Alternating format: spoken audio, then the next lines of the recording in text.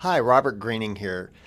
Don't Be That Lawyer, Real Mentorship for Young Lawyers podcast. This is our second episode, and I'm glad you're back. I'm happy to be back. Just wanted to have a relatively short podcast today and talk to you guys about a book that I give all of our employees when they start working at my firm. And it's called The Four Agreements, and it's by a guy named Don Miguel Ruiz, and it's called The Four Agreements, a Toltec wisdom book. The Toltec Indians were an ancient tribe of Indians that were in Mexico before Mexico was Mexico, and they had a lot of very intelligent wisdom that was passed down from generation to generation. And this book is a book that I give all of our new employees. I ask them to read it, and I tell them if they can do these four things and agree to do these four agreements, they're going to get along fine, not only at our firm, but also in the world. And I just wanted to run through these four agreements with you. I would commend that you get this book and take a look at it. It's pretty good. And I just feel like that this has been a great tool, not only for me personally in my life, but also in the lives of the people that work here at our firm, and hopefully it will be for you too. So the first agreement is to be impeccable with your word. And, I'm going to read a little bit from each chapter about what he means by that, but then I'm going to translate it into the practice of law. So in the book, he says, regardless of what language you speak, your intent manifests through the word. What you dream, what you feel, and what you really are will all be manifested through the word. The word is not just a sound or a written symbol. It's a force. It is the power you have to express and communicate, to think, and thereby to create the events in your life. You can speak. What other animal in the planet can speak? The word is the most powerful tool that you have as a human. It is the tool of magic. But like a sword with two edges, your word can create the most beautiful dream, or your word can destroy everything around you. He goes on to say that depending on how your words are used, the word can set you free, or it can enslave you even more than you know. All the magic you possess is based on your word. Your word is pure magic, and misuse of your word is black magic. I know that sounds a little crazy, but this is kind of written in an old style. But I will say that your word as a lawyer is basically your reputation.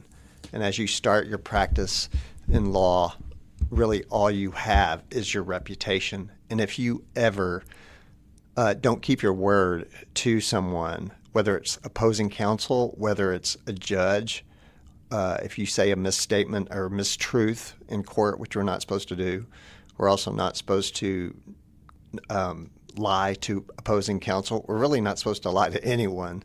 But if you are not impeccable with your word, then your reputation will be harmed and no one will trust you. And if people don't trust you, opposing counsel, judges, your clients, and your coworkers, and especially those who you supervise eventually, then basically it's kind of true what he's saying. It's sort of black magic. And so I would just commend to you to always be impeccable with your word. The next agreement is to don't take anything personally. So don't take anything personally. You'll be a much happier person if you don't take anything personally. So in the chapter about that, Don Miguel Ruiz says, what causes you to be trapped is what we call personal importance. Personal importance, or taking things personally, is the maximum expression of selfishness because we make the assumption that everything is about me. During the period of our education, we learn to take everything personally. We think we are responsible for everything. Me, always me. But nothing other people do is because of you. It's because of themselves. All people live in their own dream, in their own mind. They are in a completely different world from the one we live in. When we take something personally, we make the assumption that they know what is in our world, and we try to impose our world on their world. So I would just say, let me see if that's all I wanted to read about that.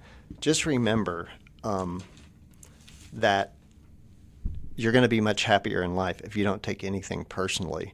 I think what we call that these days is projection. When somebody says something to us, one of the ways that we sort of can slough it off and not take it personally is to say, well, they're just projecting their own feelings on us. And that's really true. Typically, or most of the time, when people are critical of you, it's not because they're being really critical of you. They're really being critical of themselves, and something about what's going on in their lives is being projected onto you.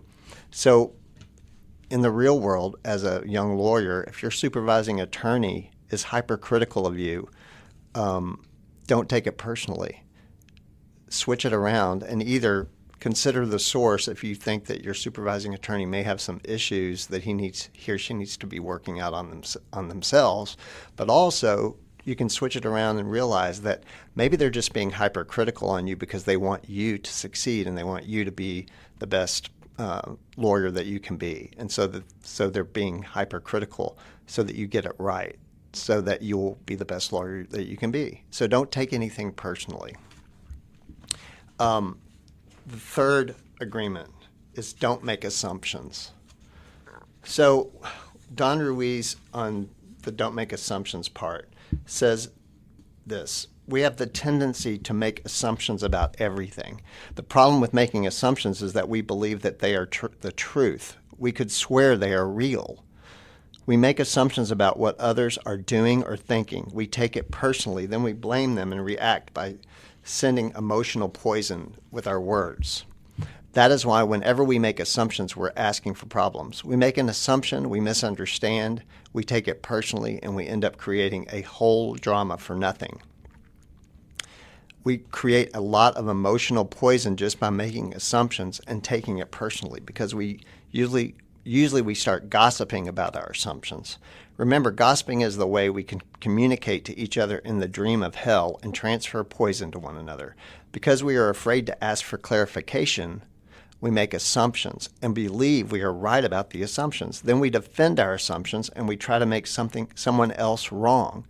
It is always better to ask questions than to make an assumption, because assumptions are setting us up for suffering. So think about it in the real world. Assumptions about your coworkers, about your supervisors, judges, anything like that. And any assumption that you make is not truth, because it's something that you're making up in your head. So the better way to be is to be curious and to ask questions about what it is that somebody means when they say something. Then you hear it from the person, what they're saying and what they mean, instead of you not being curious and not asking questions and just making up a reason why they're doing or saying what they're doing or saying. And so then you have the real truth, because you're curious and you're asking questions. That can translate even into your personal relationships. Don't make assumptions about what your spouse or boyfriend or girlfriend or significant other is thinking in their head. You don't know that unless you are curious and you ask them what they're thinking. And then the last agreement is to always do your best. And that sort of speaks for itself, doesn't it? I mean, we always want to do our best in everything in life. Let me tell you what Don Ruiz says about that. He says, doing your best, you're going to live your life intensely. You're going to be productive. You're going to be good to yourself, because you will be giving yourself to your family, to your community, to everything. But it is the action that is going to make you feel intensely happy. When you always do your best, you take action. Doing your best is taking the action because you love it, not because you're expecting a reward. Most people do exactly the opposite. They only take action when they expect a reward, and they don't enjoy the action. And that's the reason why they don't do their best. So, in other words, if you're working for the weekend, and then on the weekend, you're just partying it up and just having a good time, which is great. And everybody needs to do that to blow off steam. But try to do your best every day at your job, and you're really going to find that it is an action, and it's a decision that you can make. And if you're always doing your best, then you're going to enjoy your job and your life a lot more. So I hope these things help. I really would commend this book to you. It's done a lot of good for the culture of our office, and I think it can do a lot of good for you. I'd love for y'all to comment, ask me any questions that you want, and also tell us some topics that you'd like for me to talk about. See you next time.